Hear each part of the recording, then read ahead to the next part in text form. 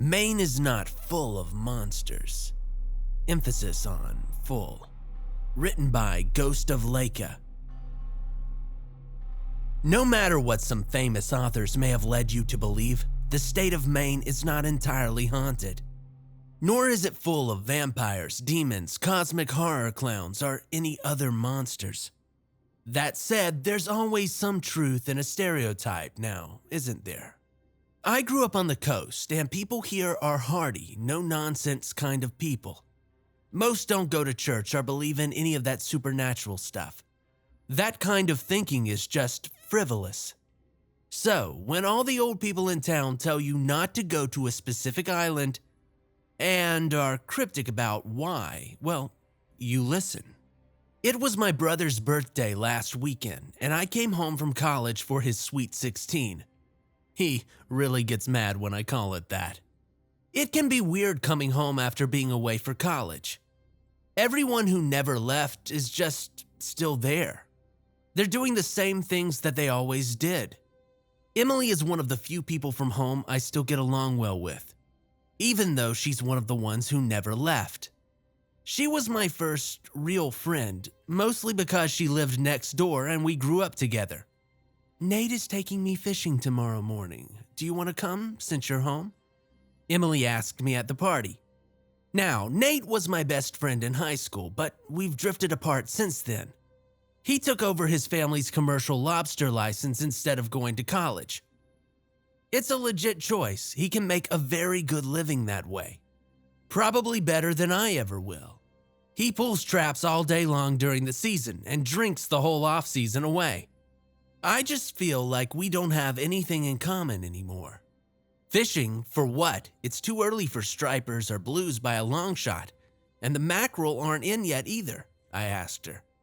I don't know, maybe haddock. Does it matter? She asked me. She was right, it didn't matter. I think we're just going to the other side of Sag. I'm taking lunch.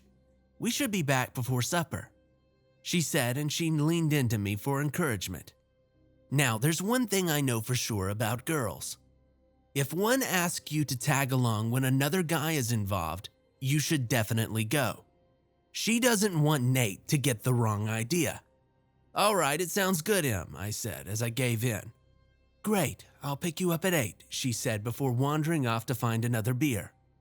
The party came and went, and I definitely didn't go to bed early enough to make 8 in the morning seem reasonable. As much as I wanted to bail, I had already agreed, so I dragged myself up. Early bird, my mother exclaimed from the kitchen table. I rubbed my tired eyes, and she pushed me into a seat and started cooking. A greasy breakfast will help that hangover, kiddo. You're a terrible example for your brother, by the way, she said, ruffling my hair and pecking my cheek. I barely got the food down before my phone was vibrating. I'm going fishing with Emily and Nate. I'll be back later, I told my mother. Fishing? For what? She asked. All I could do was shrug. Emily drove us down to the harbor and Nate waved us onto the boat. Hey, Evan, it's so good you could come out. I've hardly seen you since you left for college. Nate smacked my shoulder. That's his kind of welcome. I'd been on the boat many times, but it felt a little different having only Nate at the wheel.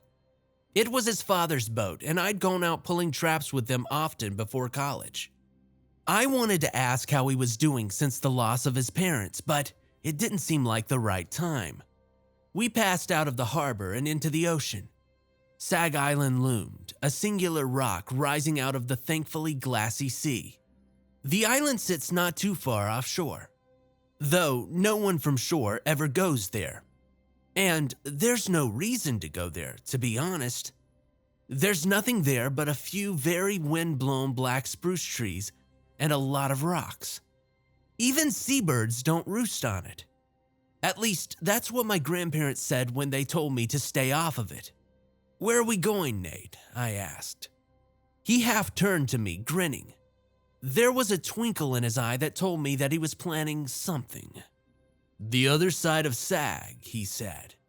The morning was cool on the water, as it always is this time of year. So Em and I sat behind the wheelhouse to stay out of the wind. She asked me how school was and told me how the diner has been.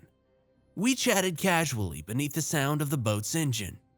When we crossed out from behind Sag, the air shifted and it felt a few degrees colder. Soon, though, Nate slowed and Emily and I stood to take stock of where we had ended up. Behind us, the cliffs of Sag stood tall and close. Closer, in fact, than I had ever been to the place. From there, it looked even deader than it does from shore. It's little more than a tall granite stump that managed to rise high enough out of the sea to dry out. And it's just too stony for anything to want to sit on it. Nate continued to motor slowly away from the island and further out to sea. Eventually, he dropped anchor and cut the engine. We found ourselves in a pleasant silence. He pulled out his fishing poles and tossed them our way. Soon, we were jigging off the side. "There's a bank down there. We're only in about 30 feet of water," Nate said as he adjusted his jig depth.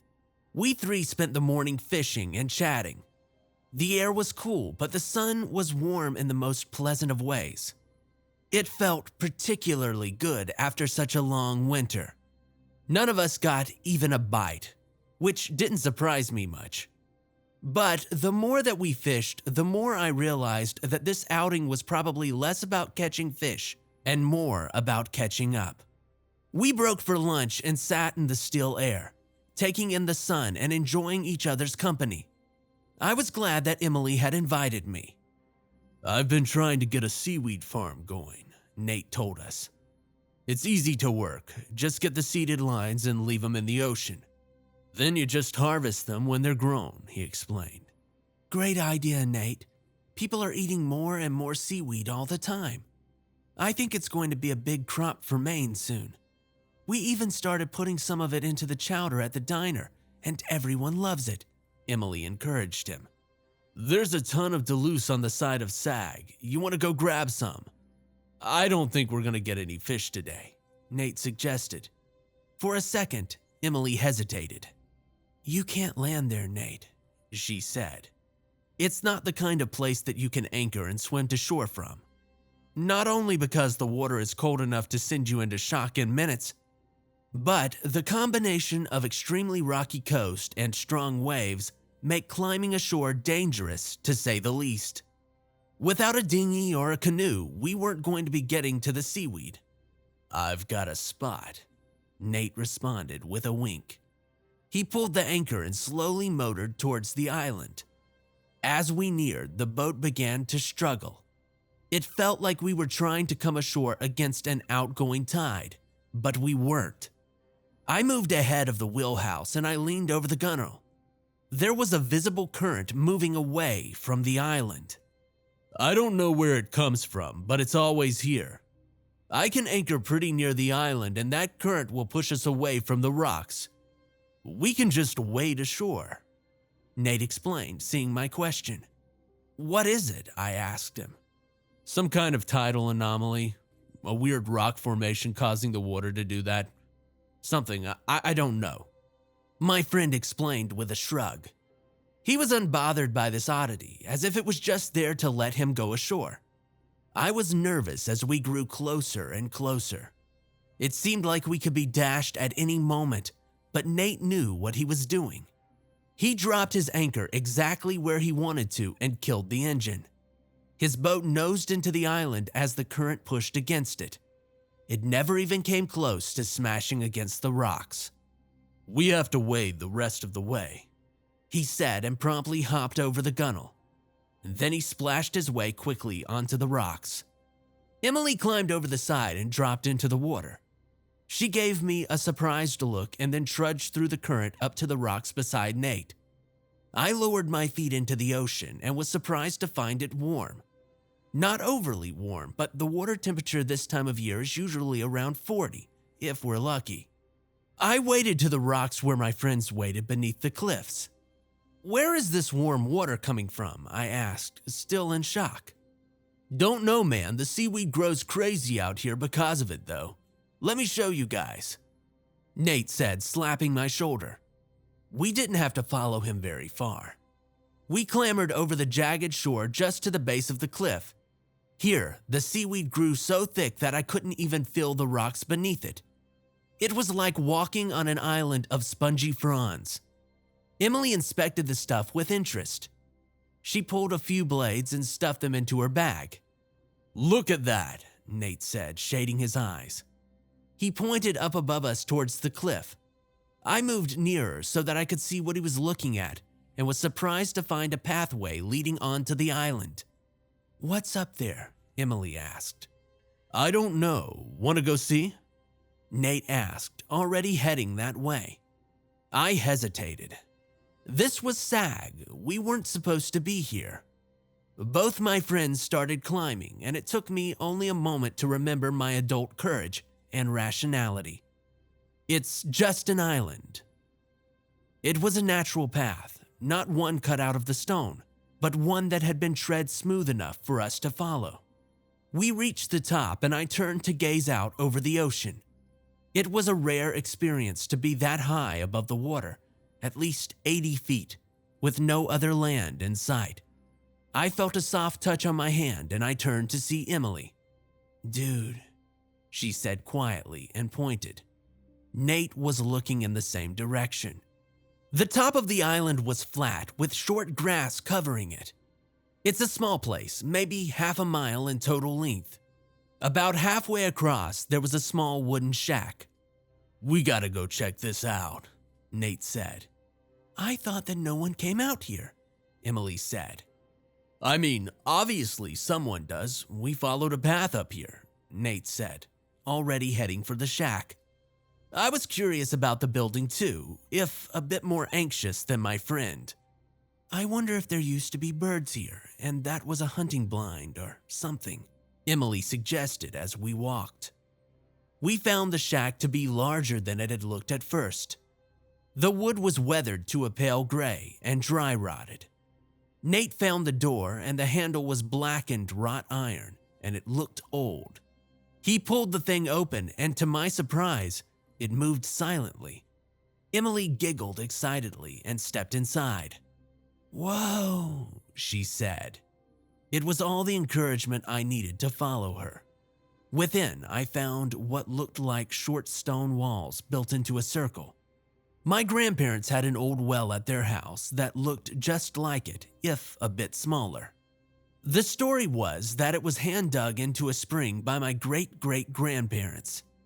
I approached, and Emily gave me a wary look. "Might not be safe. Who knows how old it is?" she warned, and I chose to stand with her, a safe distance away. But Nate being Nate, he stopped right up to the edge. He peered over and then looked back at us. "Dude, you gotta see this," he said. I took the last few steps and I leaned carefully over the edge. The hole was dark, so dark that there was nothing to be seen. It was wider than I'd thought, at least 10 feet in diameter. "How deep do you think it is?" Emily asked, leaning over it. She turned to look at me, and her eyes went wide. I felt Nate's hands on my shoulder, and then the ground was gone from beneath my feet. I tumbled over the stone ring into the darkness. Air rushed around me, and I heard Emily scream. Her voice echoed within the well. "How deep is it?" I heard Nate shout, followed by a wild cackle. That was it. I don't remember hitting the bottom, and I have no idea how long it took. I woke up slowly and in the dark. I was warm and wet, and the stones beneath my body were rough. My head swam, and I rose up onto my hands. I couldn't tell that I was injured until I tried to stand. My right leg screamed out in pain, and I collapsed onto it. I started freaking out, and I screamed up into the well. I don't know how long that lasted, but eventually I ran out of energy. And then I sat, gasping my breaths from the darkness. No one answered me. Before long, I calmed down and I began inspecting my body with my hands. My leg was hurt badly, and I found a large lump that I suspected was from a break. I didn't find any other injuries, and other than being terribly thirsty, I felt okay. I couldn't tell if I was bleeding because I was sort of wet all over. There was about an inch of liquid around me, and it was warm. I could hear the sound of moving water. I ventured to test what I figured was water around me. To my surprise, it wasn't salty. It was, however, bitter and sulfury. I drank a mouthful, and then I decided that I didn't need water badly enough to take my chances with it. What happened? I thought as I ran the events back through my head as best I could remember them. It had to have been an accident, I told myself, although I couldn't rightly explain how. Either way, I needed to find a way out. I felt around for a long time. It was wet and stony everywhere. The wall seemed, to the best of my reckoning, wider than the well above had been. I continued to investigate by hand, dragging my injured leg behind me. And that's when I found the drop-off. There seemed to be a levelish floor that I had landed on, but there was something else down below me. I could hear the water down there. It wasn't loud like from waves, but it was definitely moving somewhere. It occurred to me that this must be where the well water drained off to. I don't know how much time I spent moving around the area over and over again before coming to the realization that there were only two ways out: up or down. Up was obviously impossible. Even as I looked that way, I could barely make out the faintest ring of light from the top. There was a cover over it now. Down it would have to be. At least the water under me was moving somewhere, right? I crawled to the edge of the drop-off. I couldn't see anything, but I found the hole was wider than I could reach. Gripping the edge of the rock, I lowered myself down. Warm water lapped at my feet as my arms reached their limit. I've never been afraid of water. I grew up on it. I don't remember learning to swim because I'm pretty sure that I was born swimming. But at that moment, nothing scared me more than the thought of dropping into that unknown water beneath me. But what else could I do? I gathered my courage and I let go. I splashed down into it and felt immediately warm, to the point of being overwhelming. It wasn't hot, but it enveloped me in a way that felt wrong. It had an organic warmth to it, like it was hugging onto me when I wanted distance. I dipped below the surface and then I bobbed back up for air. I was moving, my wet skin could feel the air move against it. The water was taking me somewhere.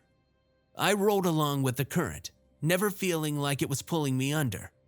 In fact, it felt like it was holding me aloft. I noticed that my leg wasn't hurting as badly as before, as if it was cushioned by the river too. Light appeared to me slowly. It grew in the direction that the water was moving. I started to hear the waves too. That's also when I realized that the tunnel that I was moving through was getting tighter. I reached up and I felt the ceiling, and it was getting closer. I came to a point where I had to duck under. I took a deep breath, as deep as I could manage, and I dove, pushing myself towards the bright spot of daylight. The water carried me through the gap in the stone, and I suddenly found myself back in the world. It was a shock as I tumbled out into the ocean. The cold bit my legs, and I tasted the salt. I struggled back into the warm current, and I pushed up to the surface.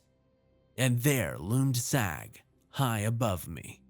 I took stock of where I was, and I spotted the boat, still anchored so close to the shore.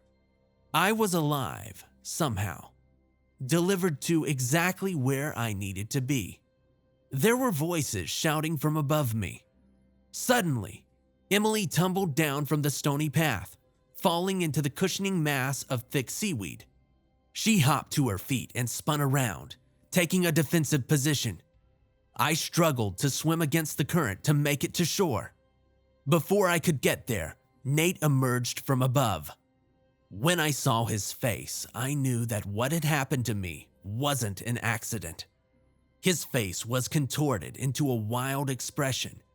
Nothing of the Nate that I had known was there. His eyes were wide and his mouth hung open, allowing his tongue to flick in and out nervously. One of the legs of his pants was ripped. There had been a struggle. He stalked towards Emily as she backed closer and closer to the sea. Something bad was about to happen and I wouldn't get there in time to help, so I did all that I could think. "Hey!" I shouted. Both heads turned to me. Nate looked shocked. It only lasted half a second and then he grinned at me. "How deep was it?" he shouted back. As the last word left his lips, Emily took her chance. She flung something at him, a rock, I think. It struck his head hard, sending him backwards. She turned and sprinted across the rocks and dove straight into the water. My eyes jumped between her and Nate. Nate didn't get up. Emily was already crawling into the boat when I realized there was a safe distance now between her and Nate. So I swam to the boat too. I heard the anchor chain clanking as the thing wound up its spool. "Emily!" I shouted when I got to the stern. She rushed to the back and instead of helping me, she paused. The gaff was in her hand and for a moment I was sure that she was going to hit me with it. We met eyes and communicated something unspoken. My friend reached down and helped me up into the boat. I collapsed behind the wheelhouse. With the anchor up, I felt the current pushing us away from the island. The warm water had carried me to safety and it was helping us again. We were home free. And then I heard a shout. I got to my feet unsteadily and I saw Nate hoisting himself over the bow. Before I could react, Emily was there. She didn't hesitate. My friend swung the gaff like a golf club, and I heard the crunch as it hit Nate's face. He toppled back into the sea. Emily cranked the engine, and we were away before we could speak a word. The wind had picked up, and it was growing cold, but I wasn't chilled by it. I limped into the wheelhouse, and I rested against her seat. I was happy to find my leg was able to bear my weight, albeit painfully. "Emily, call the Coast Guard," I told her weakly. She looked from me to the radio. "I don't know how to work it," she said flatly. I watched my friend for a few seconds before speaking again. "What just happened?" I asked her. She was close to tears but held them back. "He said he needed me because he owes the island something," she told me. "What? What does that mean?" "What does he owe?" I asked, confused and unsteady. Emily looked at me sideways. She knew the answer to my question. "I have no idea," she said quietly. "What happened to you?" Emily asked, steering the conversation. I didn't know what to tell her. "I think I broke my leg," I said. We didn't speak again until we were back on the mainland. The Coast Guard found Nate up there on Sag. Apparently, he'd climbed back up to the top and was just waiting for them. He didn't give them an explanation for what he'd done, but went with them willingly. People in town blamed it on stress and depression from his parents' deaths last year. But that didn't sit right with me. I went to visit him in the county jail on Wednesday. They didn't want to let me in, but Nate gave his approval. I'd never been to a jail before, and the visitation area wasn't like the glass-separated ones that you always see in the movies. We had about a 2-inch wooden divider between us, and there were sidewalls separating us from the other guests, more like an office cubicle. But there was nothing else. Nate smiled when he saw me. "Hey man," he greeted as if nothing had happened. I sat down across from him and he looked perfectly normal. Just like he always had. So normal, in fact, that he didn't even appear injured, even though I know that Emily hit him hard enough with that gaff to knock him out. "What's going on?" I said to him, more out of frustration than anger. I'd known this dude so long that there was no way he meant to do what he did. It was a moment of madness, and I wanted him to tell me that. But he didn't. Nate leaned down near me without crossing the tiny barrier. You drank the water, he whispered. There was a guard standing right behind him, watching us closely. What? I asked. Nate grinned, and for a second I saw his face from the island. The wild one. I know you did. It doesn't give you its gifts for free, he said with a wink, and then leaned away. I didn't want to hear anything else. He's crazy. Probably hooked on something after his parents died. I didn't have any more time or energy to waste on that wacko. I left without saying another word. I had an appointment with my physical therapist to get to. It turns out I didn't actually break my leg though.